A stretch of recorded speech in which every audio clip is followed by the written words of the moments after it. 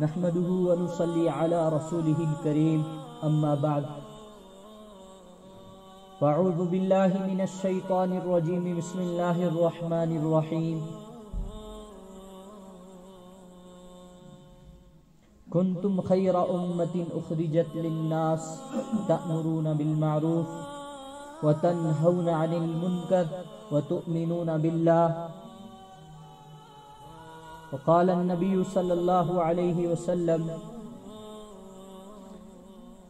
عن عمر بن الخطاب رضي الله عنه قال قال رسول الله صلى الله عليه وسلم ألا كلكم راع وكلكم مسؤول عن رعيته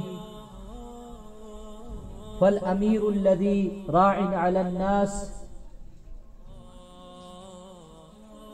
وهو مسؤول عنهم والرجل راع على بيت أهله وهو مسؤول عنهم والمرأة راعية على بيت بعلها وولده وهي مسؤولة عنهم والعبد راع على مال سيده وهو مسؤول عنه ألا فكلكم راع وهو مسؤول عنهم أو كما قال عليه الصلاة والتسليم صدق الله مولانا العظيم وصدق رسوله النبي الكريم ونحن على ذلك من الشاهدين وشاكرين والحمد لله رب العالمين. محترم مکرم سامعین کرام السلام علیکم ورحمۃ اللہ وبرکاتہ. اللہ تعالیٰ کا کرم احسان ہوا، لاکھ لاکھ شکر کہ اللہ تعالیٰ نے اپنے فضل و کرم سے آپ کے سامنے حاضری کا موقع عنایت فرمایا. مزید اللہ تعالیٰ کا ہم پر جو سب سے بڑا احسان ہوا کہ اللہ تعالیٰ نے ہمیں ایمان والے گھروں میں ایمان کے ساتھ پیدا کیا.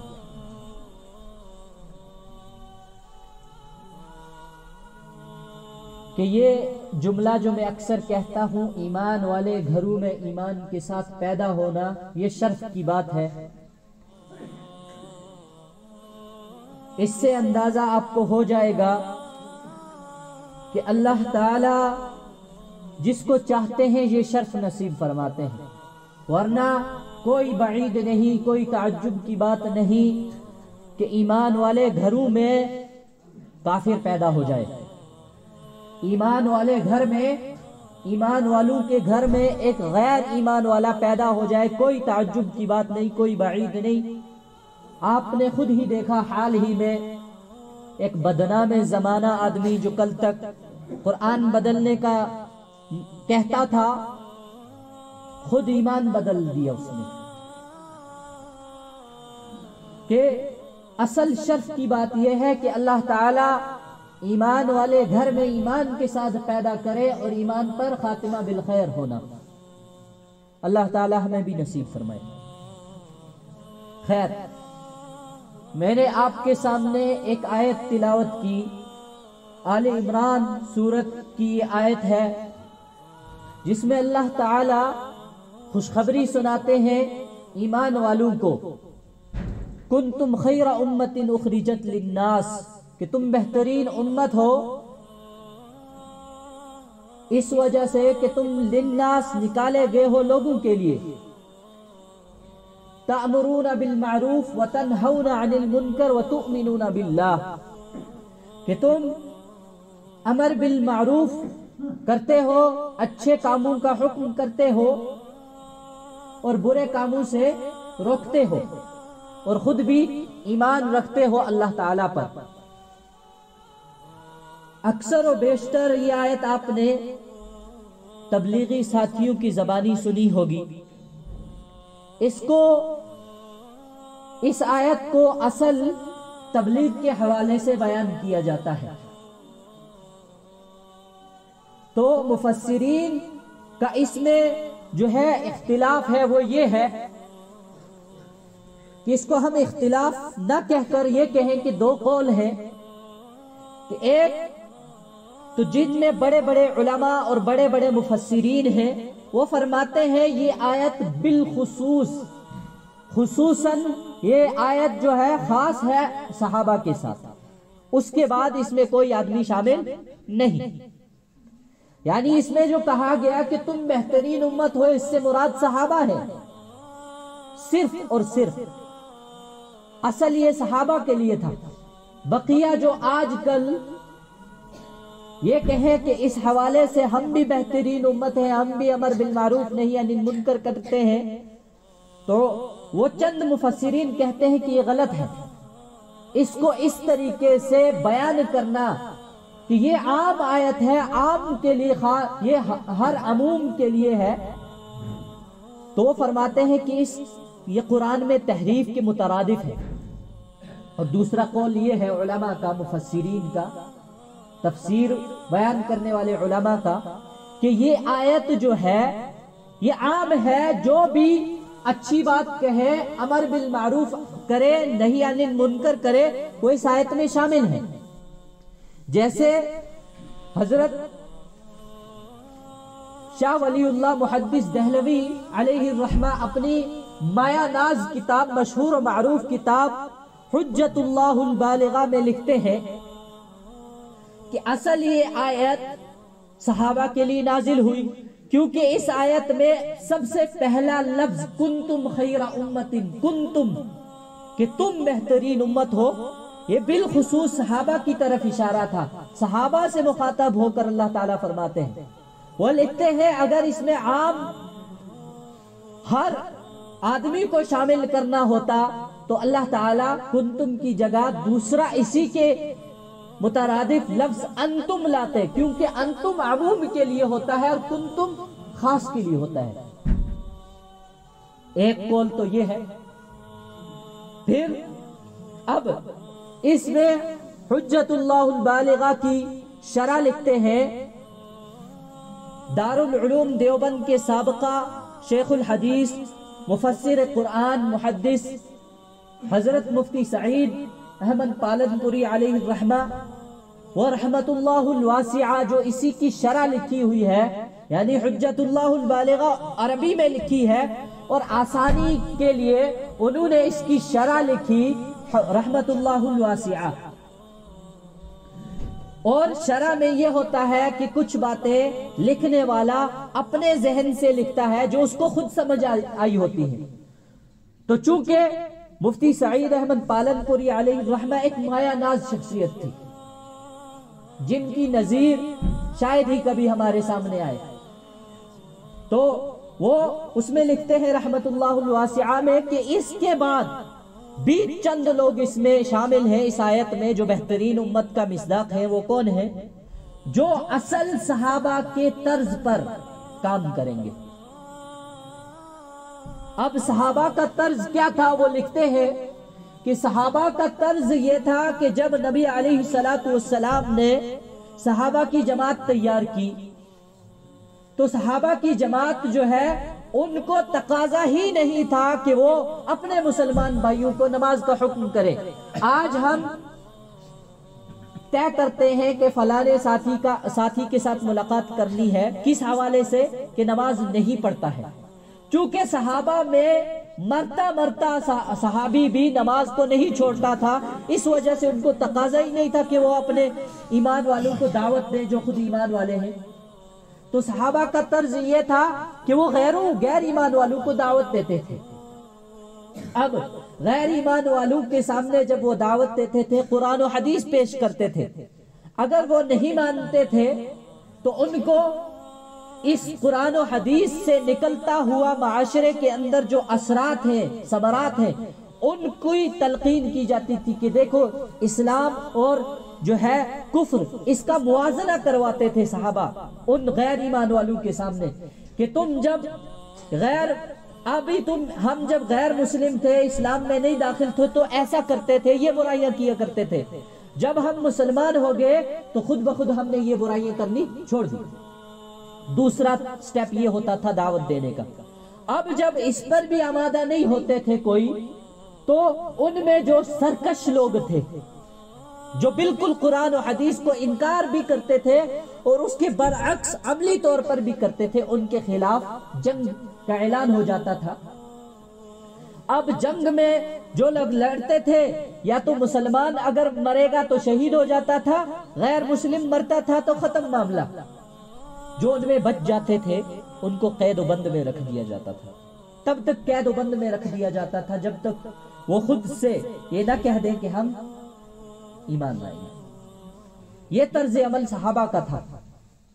تو مفتی سعید صاحب علیہ الرحمہ اس میں لکھتے ہیں کہ اس طرز پر جو کام کرے گا وہ بھی اس میں شامل ہے، بھلے وہ صحابی نہ ہو، وہ تابعین بھی نہ ہو، وہ تبع تابعین میں سے بھی نہ ہو، اگلی امتوں میں بھی، اگلی قوموں میں بھی جو اس طرز پر کام کرے گا، یعنی موجودہ آج بھی جو اس طرز پر کام کرے گا وہ اس آیت میں داخل ہے۔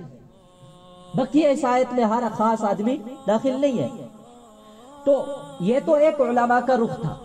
دوسرے علماء کا یہ ہے کہ جو اس حوالے سے یہ نظریہ رکھتے ہیں کہ کنتم خیر امت اخرجت للناس تأمرون بالمعروف وتنہون عن المنکر میں جو ایک مقصد بتایا گیا ہے کہ تم بہترین امت ہو۔ کیوں بہترین امت ہو؟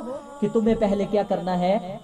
اچھائی کا حکم کرنا ہے اور برائی سے روکنا ہے۔ تو اس میں جو اچھائی کا حکم اور برائی سے روکنا ہے، یہ جس حوالے سے بھی ہو، جو بھی جس اس حوالے سے کام کرے گا اور جس طریقے سے کرے گا، وہ چاہے مدرسے میں پڑھنے والا ایک عالم، پڑھنے والا طالب علم ہو جو بعد میں حافظ یا عالم بنتا ہے، وہ امامت کرتا ہے، امامت میں وہ نماز پڑھاتا ہے لوگوں کو، تو یہ بھی تبلیغ ہے، چونکہ وہ اچھائی کو کرتا ہے اور کرنے کا حکم کرتا ہے، برائی سے رکتا ہے اور برائی سے دوسروں کو بھی روکتا ہے، تو فرمایا یہ بھی شامل ہے۔ اب اس کے بعد دوسرا طبقہ جو علماء سے کچھ تھوڑا سا علم سیکھتے ہیں، پھر وہ کیا کرتے ہیں؟ معاشرے میں اس علم کو دوسروں تک پہنچانے کی کوشش کرتے ہیں، وہ تبلیغ کے حوالے سے ہو، وہ خانقاہی نظام کے حوالے سے ہو۔ جیسے پہلے مرشد حضرات جو شیخ ہوتے تھے وہ اپنے مریدوں کو جو ہے ایک خاص طریقے سے ان کی اصلاح کرتے تھے، ان کو کیا دیتے تھے؟ وظائف دیتے تھے، ان کو تسبیحات کی تلقین کرتے تھے، پھر ان کو جو ہے وقتاً فوقتاً بلا کر ذکر کی مجلسیں لگا کر قلبی ذکر ہوتا تھا، سری ذکر ہوتا تھا، جہری ذکر ہوتا تھا، سب ذکر ہوتے تھے، وہ اس طریقے سے اصلاح کرتے تھے۔ اس کو خانقاہی نظام کہتے ہیں۔ میں اس لیے اس کو بیان کر رہا ہوں کیونکہ یہاں اس ہمارے علاقے میں خانقاہی نظام بہت ہے ہی نہیں، ختم ہے۔ البتہ اگر آپ آگے جائیں گے، بانڈی پورہ میں خانقاہ ہے، سری نگر میں بہت ساری خانقاہ ہیں، بڑے بڑے علماء بزرگ خانقاہوں کو دیکھ ریکھ کرتے ہیں، ان میں اصلاح کرتے ہیں لوگوں کی۔ تو یہ خانقاہی نظام بھی چونکہ وہ علماء سمجھتے ہیں اس سے بھی اچھائی پھیلتی ہے اور برائی کا خاتمہ ہوتا ہے، تو یہ بھی اس آیت میں داخل ہے۔ پھر اس کے بعد تیسرا طبقہ جو تبلیغ کے حوالے سے ہو، تبلیغی جماعت میں چند حضرات نکلتے ہیں گھر سے، اپنا کھانا پینا سب کچھ چھوڑ کر، کھانا پکانا ان کا سب سفر میں ہوتا ہے، وہی اپنے خرچے پر چلتے ہیں، لوگوں میں مختلف مسجدوں میں وہ کیا کرتے ہیں؟ قیام کرتے ہیں، اور قیام کے حوالے میں قیام کرنے کے بعد یہ کرتے ہیں کہ اس مسجد کے قرب و جوار کے جو لوگ ہیں ان کو مسجد کی تلقین کی جاتی ہے کہ آپ مسجد میں آئیں۔ پھر وہ کیا کرتے ہیں کہ 10 سورتیں یا اس سے زیادہ خود سیکھتے ہیں، اور ایک مشق کے طور پر وہ اصلاحی مشق کرتے ہیں، یعنی بیٹھ کر حدیث کی تعلیم کرتے ہیں، قرآن کی تعلیم کرتے ہیں، اور اس میں جو خود ان کو حاصل ہوتا ہے، جو سیکھتے ہیں، وہ گشت کے ذریعے سے اور چند نمازوں کے بعد بات کر کے وہ لوگوں تک وہ سیکھا ہوا دوسرے لوگوں تک پہنچاتے ہیں۔ یہ ایک کوئی کھلا ہوا بڑا کام نہیں ہے، بہت مختصر انداز میں کھلا ہوا کام نہیں ہے۔ اس سے مراد میں یہ کہنا چاہ رہا ہوں کہ یہ بہت مختصر ہی چیزیں لے کر چلتے ہیں۔ 10 صورتیں ان کے نصاب میں ہوتی ہیں کہ سب سے پہلے آپ نے 10 صورتیں سیدھی کرنی ہیں، صحیح طریقے سے ان کو سیکھنا ہے، تلفظ کے اعتبار سے، مخارج کے اعتبار سے۔ اس کے بعد 6 نمبر کے دائرے میں آپ نے اگر گفتگو کرنی ہے کسی کے ساتھ اسلام کی، کسی کو دعوت دیتی ہے، 6 نمبر کے دائرے میں رہ کر دعوت دینی ہے۔ پھر مختلف ایک نظام یہ ہوتا ہے، فضائل اعمال، منتخب حدیث، یہ اس کی تعلیم کرتے ہیں یہ اپنے حلقوں میں۔ اس کے بعد کوئی دوسری کتاب کی یہ مطالعہ کرتے بھی ہیں تو انفرادی، اجتماعی نہیں۔ اس طریقے سے یہ کام چلتا ہے، اور یہ کام حضرت مولانا الیاس رحمت اللہ علیہ جو کاندلوی خاندان سے ہیں، حضرت شیخ محمود الحسن دیوبندی علیہ الرحمہ جو بانی دارالعلوم دیوبند ہے، یہ ان کے شاگرد ہیں، اور حضرت تھانوی علیہ الرحمہ کے ساتھی بھی رہے ہیں، ان کے زمانے کے ہیں۔ تو انہوں نے حضرت شیخ الہند حضرت محمود حسن دیوبندی علیہ الرحمہ سے عرض کیا کہ حضرت میں یہ کام شروع کرنا چاہتا ہوں تبلیغ کے حوالے سے۔ تو حضرت شیخ نے فرمایا کہ کچھ عرض بات سنی تو بات کو اجازت نہیں دی۔ اجازت نہ دینے سے مراد یہ نہیں تھا کہ یہ کام غلط ہے، بلکہ اس وقت کے علماء کو یہ صحیح لگا کہ ہم پہلے جو ہے مدارس کو مضبوط کرتے ہیں، اس کے بعد جب مدارس سے چند اچھے علماء نکلیں گے ان کے ذریعے سے کام عوام میں آئے گا۔ تو حضرت مولانا الیاس رحمت اللہ علیہ کی عرض پر حضرت شیخ الہند حضرت محمود حسن دیوبندی علیہ الرحمہ نے اس کی اجازت دی کہ آپ کام کریں۔ تو کام کا طرز یہ تھا کہ اصل اس کام سے مراد اور مقصد یہ تھا کہ اپنی اصلاح کی جائے، جو کہ ہوتا بھی ہے۔ آج کل عام دیکھیں تو تبلیغ میں جانے والے آپ کو خود زیادہ سیکھتے نظر آئیں گے۔ کیوں؟ میں خود تبلیغ میں نہیں گیا ہوں، مگر میں نے دیکھا ہے کہ جب ان کے حلقے لگتے ہیں تو ان کے حلقوں میں ایسے لوگ بھی پائے جاتے ہیں جو 40 سال کی عمر، 60 سال کی عمر سے زائد ان کی عمر ہو گئی ہے، عرصہ دراز ہو گیا ہے، ان کی عمریں بڑی بڑی ہیں، پر ان کو 2 صورتیں بھی یاد نہیں، کلمہ بھی درست نہیں ہے، جو اصل بنیادی چیز ہے۔ میں نے بہت سارے بزرگوں کو دیکھا تبلیغی جماعت میں چلے کے لیے چل رہے ہیں، یعنی کہ 40 دن کے لیے یا 4 مہینے کے لیے۔ مجھے کہا گیا ہوگا کہ آئے مولوی صاحب بیٹھے، ہمیں قرآنی حلقے یعنی قرآن کی تعلیم دے، ہمیں سکھائیں۔ تو جب میں بیٹھا تو ایک صاحب کو یا کسی بھی صاحب کو میں نے اگر کہا ہوگا آپ سنائیں قل هو اللہ احد، نہیں آئی، قل اعوذ برب الناس سنائیں، نہیں آئی۔ پوچھا گیا کہ کتنی صورتیں آپ کو یاد ہیں، تو بتاتے ہیں 2 یاد ہیں، یا کسی نے 1 بھی بتایا ہوگا۔ تو میں نے ان کو پوچھا اتنی برس ہوگی، آپ کی اتنی لمبی عمر ہے، آپ 60-70 سال کے ہیں یا جتنے بھی ہیں، آج تک آپ نے تو نمازیں پڑھی ہوں گی اچھی خاصی، اگر کنٹینیو پنجگانہ نہیں ہے تو کبھی نہ کبھی تو نمازیں پڑھتے ہوں گے۔ بتایا کہ ہاں پڑھتا ہوں۔ میں نے کہا آپ کی نمازوں کا حال کیا ہے؟ آپ کی نمازیں تو ضائع جا رہی ہیں، کیونکہ جب تک یہ کوئی وہ معاملہ نہیں ہے کہ آپ آئیں گے صورتوں کے بنا نماز پڑھ کے چلے جائیں گے، کوئی پوچھے گا آپ کیا کر کے آئے، آپ بولیں گے میں نماز پڑھ کے آیا، اللہ معاف کرنے والا ہے۔ نہیں، یہ جہالت ہے، یہ کوئی بہانہ نہیں ہے، یہ آپ کی اللہ کے ساتھ امید نہیں ہے بلکہ جہالت ہے۔ اس کو کوئی بہت سارے حضرات بڑے بزرگ ہیں، صورتیں 1 بھی نہیں یاد، بڑی بڑی باتیں کرتے ہیں، جب ان کو کہا جائے کہ آپ نے خود کیا سیکھا ہے، آپ کو خود تو نماز بھی آپ کی درست نہیں ہے، وہ کہتے ہیں آپ ٹھیکیدار ہو میری نماز کا۔ اللہ معاف کرنے والا ہے، اللہ تب معاف کریں گے جب آپ کے پاس علم ہی نہیں ہوتا، ہمارے پاس قرآن ہی نہیں ہوتا، ہمارے پاس علماء ہی نہیں ہوتے، سیکھنے سکھانے ہی والے نہیں ہوتے، تب اللہ معاف کرتے، کیونکہ بہانہ ہے، تھا نہیں تو سیکھا نہیں۔ مگر تو ایسے لوگ پائے جاتے ہیں۔ تو اصل تبلیغ کا مقصد یہ ہوتا ہے کہ اپنی اصلاح کی جائے۔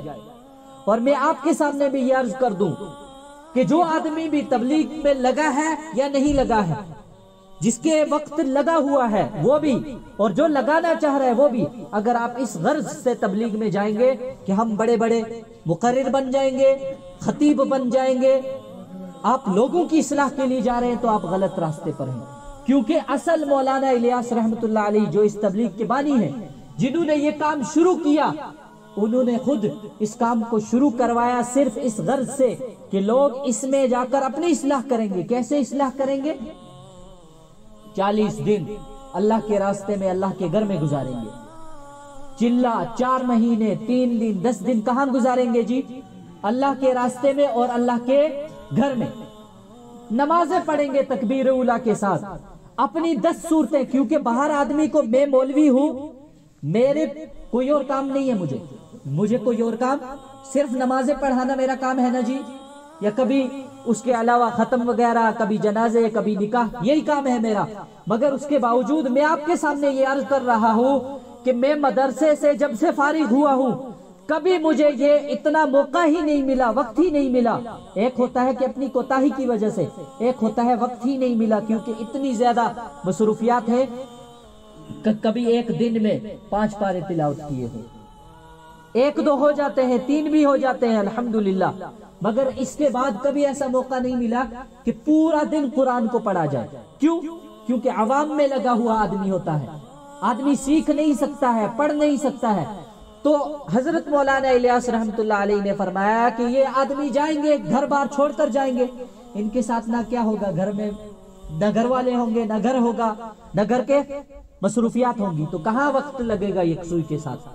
اللہ کے گھر میں، اللہ کے گھر میں یکسوئی کے ساتھ وقت لگے گا. اللہ سے مانگیں گے اور مانگ کر اللہ سے حاصل کریں گے، سیکھیں گے، اپنی زندگی جو گزاری اس کے اوپر توبہ طائب ہو جائیں گے. تو اس مقصد سے یہ کام شروع کیا گیا تھا اور ہو بھی رہا ہے. آپ تبلیغ والے ایک ساتھی کو پوچھیں کہ آپ کو کتنا عرصہ ہو گیا تبلیغ میں چلتے ہوئے، وہ کہے گا 10 سال ہو گئے، 20 سال ہو گئے، 40 سال ہو گئے. آپ اس کو کہیں کہ آپ یہ جو 4 مہینے چلا تبلیغ یہ وہ کرتے ہیں، اس کا آپ ایک مدلل طریقے سے بیان کر سکتے ہیں اس کو؟ وہ کہے گا نہیں جی، ہمیں تو صرف مفہوم سمجھایا جاتا ہے. آپ ان کی حدیث بھی سنیں گے تو آپ کو حدیث اس طرح بیان کرتے ہوئے نظر آئیں گے. مفہوم و خلاصہ یہ ہے اس حدیث کا. کیوں؟ مفہوم کا مطلب ہوتا ہے کہ جو مجھے سمجھ آیا، میں اس کے اوپر کیا نہیں ہوں، شور نہیں ہوں، میں یہ کوئی مدلل طریقے سے بیان نہیں کر رہا ہوں بلکہ مفہوم بیان کر رہا ہوں. جتنا مجھے آتا ہے میں اتنا آپ کے سامنے بیان کر رہا ہوں. آپ ان کی بیانوں میں قرآن کا ترجمہ تو سنیں گے مگر قرآن کی آیت ساتھ میں بیان نہیں کریں گی. کیوں نہیں کرتے ہیں؟ کیونکہ ڈرتے ہیں، سوچتے ہیں کہ ہم نے ابھی خود نہیں سکھا ہے تو لوگوں کو کیا سکھائیں گے. تو یہ اس حوالے سے یہ کام چلا. آج اس میں ایک معاملہ آ گیا جو اصل میرا موضوع تھا. وہ کیا تھا کہ ابھی حال ہی میں سعودی عرب نے کیا کیا، کہہ دیا یہ تبلیغی جماعت بین. اب اس حوالے سے کوئی بھی ہمارے ملک میں داخل نہیں ہو سکتا ہے جو اس کام کو کرنے والا آئے گا. بہت سارے لوگوں کے دل میں یہ بات آئی کہ سعودی عرب، مکہ، مدینہ، حرمین شریفین، امام کعبہ، کیونکہ آپ عرب کا نام سنتے ہی، میں اگر یہاں کسی کو پوچھوں جب میں نے عرب کہا تھا تو آپ کے ذہن میں کیا آیا، تو وہ بولے گا ایک دم میرے ذہن میں کالے غلاف والا کعبہ آیا اور ہرے گنبد والا خضرہ، گنبد خضرہ آیا. تو اسی چیز کو ہم سوچتے ہیں کہ عرب یہی ہے، مکہ اور مدینہ ہے، بلکہ عرب ایک پورا جزیرہ ہے، ایک ملک ہے. تو ملک کی حکومت نے یہ اعلان کیا کہ اب سعودی عرب میں کوئی بھی جماعت تبلیغ والا آ نہیں سکتا، بین کر دیا. اور بین کرنے کی وجوہات بیان کی کہ یہ بدعت ہے. یہ کیا کرتے ہیں؟ بدعتیں پھیلاتے ہیں. یعنی کہ تبلیغ میں جانے کے بعد ایک آدمی نئے دین کی دعوت کرتا ہے. پھر اس کے بعد دوسرا وجہ بیان کی کہ ان کے جو بڑے بڑے بزرگ ہیں سب جو ہے اپنے آپ کو بہت بڑا بڑا مانتے ہیں، اور پھر کیا ان کی ہر مسجد میں ان کے ہر بزرگ کی قبریں بنی ہوئی ہیں. پھر تیسرا جو بیان کیا وہ یہ بیان کیا کہ یہ لوگوں کو کہتے ہیں کہ چلا 4 مہینے لگاؤ، اس کے بنا آپ جنت ہی میں نہیں جاؤ گے، آپ جہنمی ہو. یہ چند وجوہات بیان کرنے کے بعد انہوں نے کہا بین، اب ہمارے یہاں کوئی نہیں آئے گا. تو وہ چیز ہمارے یہاں جب سنی گئی، جو لوگ تبلیغ میں ہیں وہ ڈر گئے بیچارے کہ اب ہمیں کیا ہوگا، اب ہمارا بیڑا غرق، اب ہماری بات کوئی سنے گا نہیں. جو تبلیغ میں نہیں ہے وہ یہ سمجھنے لگے کہ اب جانا ہی نہیں ہے، یہ لوگ بیوقوف ہیں، یہ لوگ جاہل ہیں، یہ لوگ اب بیڑا غرق کر رہے ہیں دین کا. تو اصل یہ ہے ایسا کچھ بھی نہیں ہے. یہ اللہ کے نبی صلی اللہ علیہ وسلم کے بتائے ہوئے طریقے پر چلنے والے لوگ ہیں. یہ علماء کی نگرانی میں چلنے والے لوگ ہیں. یہ وہ لوگ ہیں جو صرف اپنی ذات کی اصلاح کرنا چاہتے ہیں. ایک عالم کو، چاہے آپ جس عالم کو پکڑو، آپ پکڑ لینا کسی کو بھی، عالم صاحب جو آپ کے نظر میں بہت بڑا ہوگا، اس کو پوچھنا کبھی آپ کہ بتاؤ آپ نے آج دن گزارا اوابین پڑھی؟ وہ بولے گا نہیں. آپ نے اشراق پڑھے؟ بولے گا نہیں. آپ نے چاشت پڑھی؟ بولے گا نہیں. آپ نے تحیت الوضو پڑھے؟ بولے گا نہیں. تحیت المسجد پڑھی؟ نہیں. پھر آپ پوچھو آپ نے پڑھا کیا، وہ بولے گا 5 وقت کی نماز پڑھی، سنت اور نوافل پڑھے۔ علماء کا حال بیان کر رہا ہوں کیونکہ اتنی زیادہ مصروفیات ہوتی ہیں، کیونکہ اس سب کے لیے تو پورا دن چاہیے۔ آپ کو اشراق پڑھنے کے لیے فجر کے بعد اٹھنا ہی نہیں ہے مسجد سے، چاشت پڑھنے کے لیے آپ کو پورے دوپہر تک مسجد میں رہنا ہے، اس کے بعد چاشت کے بعد اوابین پڑھنے کے لیے آپ کو کیا کرنا ہے، مغرب سے لے کر عشاء تک کہاں بیٹھنا ہے، مسجد میں۔ آپ کو تہجد پڑھنے کے لیے عشاء سے لے کر فجر تک کہاں بیٹھنا ہے، مسجد میں۔ یہ سب کون کرے گا جی؟ کسی کے پاس وقت ہے؟ اور عالم صاحب کے پاس تو وقت ہے ہی نہیں، کیونکہ ادھر خطبہ پڑھا تو ادھر جانا ہے، ادھر پڑھا تو ادھر جانا ہے۔ مگر تبلیغ والے حضرات کو پوچھو کیا آپ نے یہ سب پڑھا؟ تو کہے گا بالکل پڑھا، الحمدللہ پورے 4 مہینے چل رہا ہوں اور 4 مہینے سے پڑھتا جا رہا ہوں۔ اب اس سے افضل جماعت کون سی ہو سکتی ہے آپ کی نظر میں؟ کوئی نہیں۔ بلا واسطہ میں یہاں بیان کر رہا ہوں، میں نماز پڑھا رہا ہوں، 4 سال سے امامت کر رہا ہوں، مگر جائز اجرت لے رہا ہوں کہ نہیں لے رہا ہوں جی؟ کچھ نہ کچھ تو لے رہا ہوں نا۔ آپ نکاح پڑھانے کا مولوی صاحب کو پوچھ لیں، کچھ نہ کچھ آپ دیتے ہیں ہدیہ، مگر آپ تبلیغ والے کو پوچھ لیں کبھی آپ کو کسی نے، وہ تو یہ کہتے ہیں کہ دل کا سوال بھی کسی کے سامنے نہیں کرنا ہے، زبان کا سوال تو بہت دور کی بات ہے، دل کا سوال بھی کسی کے سامنے، کس سے مانگتے ہیں؟ صرف اللہ سے۔ اب یہ جو ہے غلط نظریہ، غلط باتیں جو عوام میں پھیلتی جا رہی ہیں، اس سے عوام سے درخواست ہے کہ مہربانی کریں اپنے قریبی علماء سے تحقیق کریں کہ یہ جو معاملہ ہو رہا ہے صحیح ہے یا نہیں ہے۔ اگر آپ اس کے خوشی میں رہے کہ اب اچھا ہوا جی، بہت اچھا ہوا، یہ جماعت کا بیڑا غرق ہوگا، اب ہم تو نہیں آنے دیں گے مسجد میں، تو آپ یقین رکھیں کہ اگلی نسلوں کے لیے آپ دین کو روک رہے ہیں، کیونکہ اس کے بعد کوئی آپ کو سمجھانے والا بتانے والا آئے گا نہیں، کیونکہ مدارس میں پڑھنے والا ایک عالم ہے، عالم کے آگے سے یہ معاون لوگ ہیں، ہمارے معاون لوگ ہیں، یہ اسلام کے معاون لوگ ہیں۔ یہ اللہ تعالی ہمیں صحیح سمجھ عطا فرمائے، دین کی صحیح سمجھ عطا فرمائے، اللہ تعالی ہمیں اپنے راستے میں قبول فرمائے۔ اللہ تعالی جو آج موجودہ حالات ہمارے اوپر آ رہے ہیں، فتنے آ رہے ہیں، فتنوں کے اوپر فتنے آ رہے ہیں، جو ہمارے اوپر باطل حاوی ہوتا جا رہا ہے، اللہ تعالیٰ ان سب سے ہماری حفاظت فرمائے۔ اللہ تعالیٰ ہمیں صحیح دین کی صحیح سمجھ عطا فرمائے، اللہ تعالیٰ صحیح دین کے اوپر ہمیں عمل کی توفیق عطا فرمائے۔ وآخر دعوانا ان الحمدللہ رب العالمین وما توفیقی الا باللہ۔